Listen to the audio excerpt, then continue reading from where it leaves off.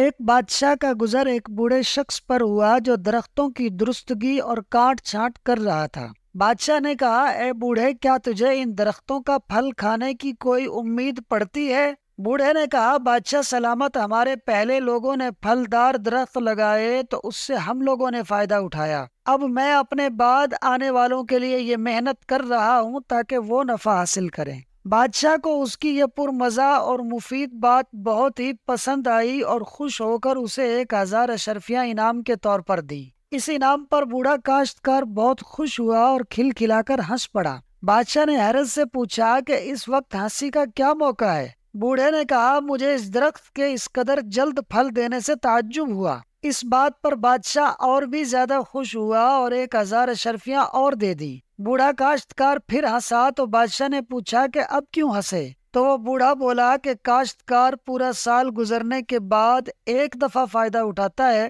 جبکہ میری اس کاشت نے اتنی تھوڑی سی دیر میں 2 دفعہ خاطر خواہ فائدہ پہنچا دیا۔ بادشاہ نے اسے 1000 اشرفیاں اور دی اور آگے بڑھ گیا۔ اس کہانی سے ہمیں یہ سبق ملا کہ محنت کا پھل ضرور ملتا ہے، اور یہ بھی معلوم ہوا کہ دانائی کی بات کرنے میں بڑے فائدے ہیں۔ اللہ کریم ہمیں محنتی اور با مقصد انسان بنائے، آمین۔ دوستو، ویڈیو اچھی لگی ہو تو فاز سنو یوٹیوب چینل کو سبسکرائب کر لیں۔